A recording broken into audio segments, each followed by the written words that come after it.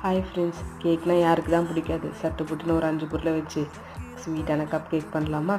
அதுக்கு ஒரு பவுலில் ஒரு கப் மைதா எடுத்துக்கோங்க. அப்புறம் ஒரு முட்டையை எடுத்து நல்லா அதை உடச்சி அதில் ஊற்றிக்கோங்க. நல்லா சாஃப்டாக வரதுக்காக ஒரு 1/4 கப் ஆயில் ஆட் பண்ணியிருக்கேன். நீங்களும் அது மாதிரி ஆட் பண்ணிக்கோங்க. நெக்ஸ்ட்டு ஒரு 1/4 கப் சுகர் ஆட் பண்ணிக்கோங்க.